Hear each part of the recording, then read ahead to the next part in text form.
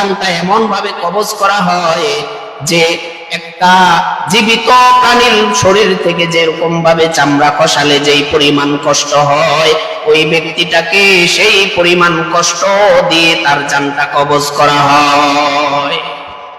শুধু তাই নয়, যখন তার কাছে মৃত্যুর ফেরেশতা মালাকুল মউত আজরাইল চলে আসে, আজরাইল এসে বলতে থাকে, ও পাপিষ্ঠ বান্দা, দুনিয়ার জমিনে তো আল্লাহর নাফরমানি কম করো নাই, এবার তুমি আল্লাহর গজবের দিকে ধাবিত হও। তখন ওই ফেরেশতায় আওয়াজ তখন এই জানটা আওয়াজ শুনতে দেরি হয়, তখন তার এই রূপটা পুরা শরীরের মধ্যে ছোটাছুটি করতে থাকে। একবার পায়ের দিকে দৌড় দেয়, একবার আরেক পায়ের দিকে দৌড় দেয়, একবার হাতের দিকে দৌড় দেয়, একবার মাথায় ওঠে, এরকম ভাবে ছোটাছুটি করতে থাকে, পালাইতে থাকে।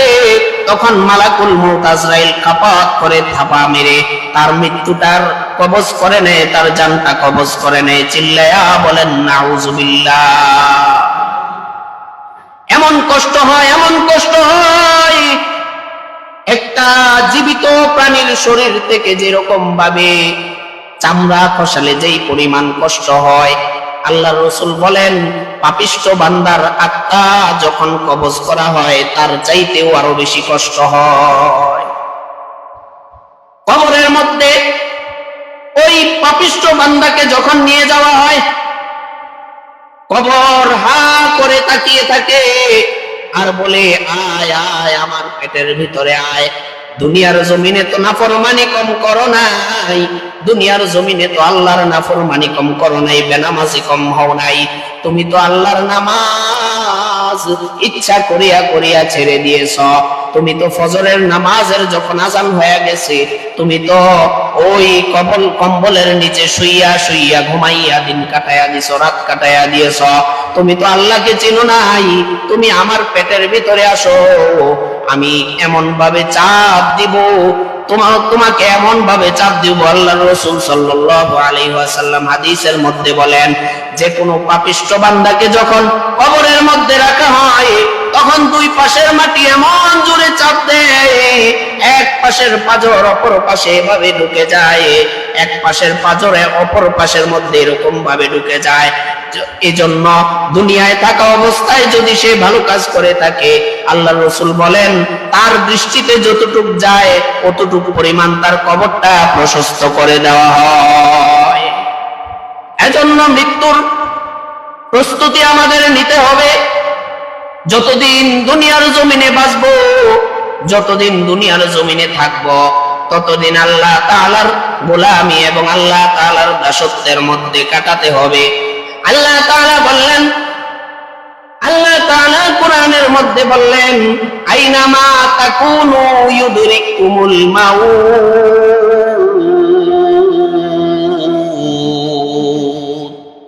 আইনামা তাকুনু ইউদরিকুমুল মাউত ওয়ালাউ কুনতুম ফি বুরুজিন মুশাইয়াদা। মৃত্যু তোমাদেরকে পাকড়াও করবে, যেথায় তোমরা লুকাও না কেন।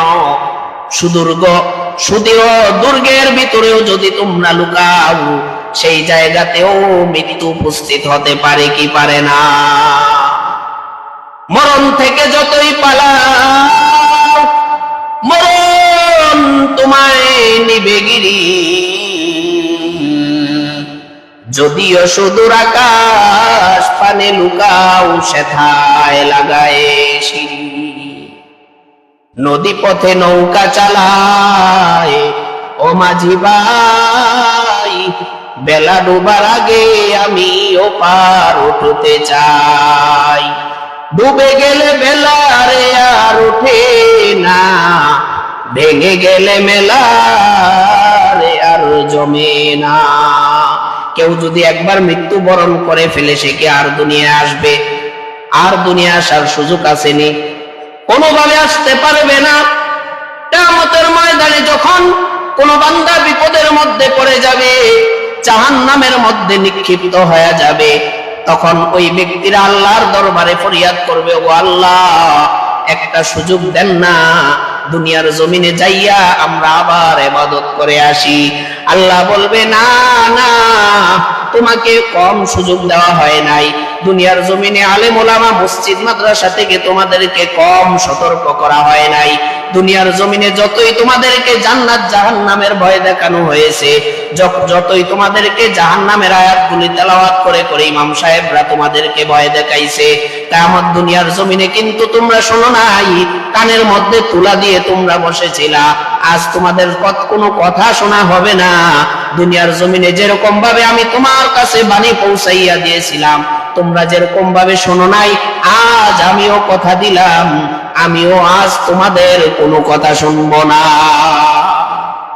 এজন্য দুনিয়ায় থাকা অবস্থায় আলেম ওলামা যেই কথাগুলি বলে ওই কথাগুলি মনোযোগ দিয়ে শ্রবণ করা এবং নিজের কাজে প্র্যাকটিক্যালি করা, শুধু তাই নয়, তার বাস্তবায়ন করে যদি আমরা মৃত্যুবরণ করতে পারি, কবরের মধ্যে আমাদের শান্তির ফয়সালা করে দিবেন কে?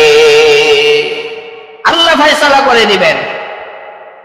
পয়গম্বর ইদ্রিস আলাইহিস সালাম, মৃত্যুর যন্ত্রণা কত কঠিন। পয়গম্বর ইদ্রিস আলাইহিস সালামের কাছে এক আগন্তুক আসলো। আগন্তুক আসিয়া বলে, ও পয়গম্বর ইদ্রিস, আপনার বাড়িতে আমি মেহমান হতে চাই। পয়গম্বর ইদ্রিস আলাইহিস সালাম তো ছিল জলিলুল কদর পয়গম্বর। পয়গম্বর বলতেছে, ঠিক আছে, তুমি আমার বাড়িতে থাকো। ওই ব্যক্তি কিছুদিন থাকার পর পয়গম্বর ইদ্রিস বুঝতে পারলেন তার কার্যকলাপ মানুষের মতো না, তার কাজ কর্মগুলি মানুষের মতো না। মানুষ স্বাভাবিকভাবে যেই রকম ভাবে খায়, পান করে ঘুমায়, সে তো খায় না, সে কিন্তু ঘুমায়ও না। সে পয়গম্বর ইদ্রিস আলাইহিস সালামের অবস্থা দেখে তাকে চিনতে পারলেন। একদিন জিজ্ঞাসা করলেন, ও আগন্তুক, তোমার পরিচয় জানলাম না, তুমি কে? তোমার কাজগুলি দেখে আমার স্বাভাবিক মনে হয় না, তুমি মনে হয় ফেরেশতা। পয়গম্বর ইদ্রিস যখন বুঝে ফেললেন, এবার ওই ব্যক্তিটা বলতেছে, হ্যাঁ পয়গম্বর, আপনাকে তো আল্লাহ তাআলা বোঝার শক্তি দিছে, আমি কোনো মানুষ না, আমি হলাম মালাকুল মউত আজরাইল। তো পয়গম্বর ইদ্রিস বলতেছে, ঠিক আছে, তুমি কি জন্য আমার কাছে এসেছো, কি চাও? এবার পয়গম্বর ইদ্রিস আলাইহিস সালামের কাছে বলতেছে আজরাইল যে, আমি আপনার সাথে বন্ধুত্ব স্থাপন করতে চাই। এবার পয়গম্বর ইদ্রিস বলে, তুমি তো মানুষের রূহ কবজ করে করে বেড়াও, তোমাকে তো আল্লাহ তাআলা রূহ কবজ করার দায়িত্ব দিয়েছে, তুমি আমার সাথে কেন বন্ধুত্ব করবা? বলে, পয়গম্বর, আমার অনেক কাজ আছে, আমি আপনার সাথে বন্ধুত্ব করবই। এবার পয়গম্বর বলতেছে, ঠিক আছে, তোমাকে আমি আমার বন্ধু বানালাম, তবে একটা শর্ত আছে। ওই মালাকুল মউত আজরাইল বলতেছে, কি শর্ত? এবার পয়গম্বর ইদ্রিস বলতেছে, তুমি যদি আমাকে একবার মৃত্যুবরণ করাও, আবার জীবিত দান করো, তাহলে আমি তোমাকে আমার বন্ধু বানাতে পারি। দুনিয়ার জমিনেও তো আমরা কেউ যদি আমার সাথে বন্ধু হতে চায়, আমিও তাকে শর্ত দিব, ঠিক কিনা? পয়গম্বর ইদ্রিস বললেন, যদি তুমি আমার বন্ধু হতে চাও, তাহলে একটা শর্ত মানতে হবে। শর্তটা হলো, তুমি আমাকে মৃত্যু দিবা। আমি জানতে চাই মৃত্যুর কষ্ট বড় কঠিন, কেমন কঠিন আমি জানতে চাই। শুনেছি মৃত্যুর কষ্ট অনেক কঠিন, আমি এটা বাস্তবে প্রয়োগ করতে চাই, বুঝতে চাই। তুমি আমাকে একবার মৃত্যু দিবা, আবার জানটা আবার দিয়া দিবা। এবার মালাকুল মউত আজরাইল বলে, ও পয়গম্বর, আপনি তো আবেদন করে ফেলেছেন, কিন্তু আপনার আবেদনটা আমি আল্লাহর কাছ থেকে অনুমতি আনতে হবে, কারণ কোন ব্যক্তির রূহ আমি আল্লাহ তাআলার অনুমতি ব্যতীত কবজ করতে পারি না। এবার পয়গম্বর ইদ্রিস বললেন, যান, আপনি আল্লাহর সাথে অনুমতি নিয়ে আসেন। এবার পয়গম্বর ইদ্রিসের অনুমতি পাইয়া হযরত আজরাইল আলাইহিস সালাম দৌড়াইয়া চলে গেলেন আল্লাহ তাআলার দরবারে। যাইয়া বলেন, ওগো আল্লাহ, আপনার হাবিব আমার সাথে বন্ধুত্ব স্থাপন করার জন্য একটি শর্ত আরোপ করেছে। তিনি বলেছেন, যদি আমি তার সাথে বন্ধুত্ব স্থাপন করতে চাই, তাহলে তার একবার রূহটা আমি কবজ করতে হবে। আল্লাহ তাআলা বললেন, জানান, আপনি আমার হাবিবের আশাটা আপনি পূরণ করে দেন। এবার এই অনুমতি পাইয়া, আল্লাহ তাআলার অনুমতি পাইয়া মালাকুল মউত আজরাইল চলে আসলেন। আয়েশা হযরত ইদ্রিস আলাইহিস সালামের জানটা কবজ করে নিলেন। কবজ করার পর আবার যখন জানটা ফিরাইয়া দিলেন, ফিরাইয়া দেওয়ার পর হযরত ইদ্রিস আলাইহিস সালামকে জিজ্ঞাসা করতেছেন, ও পয়গম্বর ইদ্রিস, বলেন না আপনার কেমন অনুভূত হয়েছে?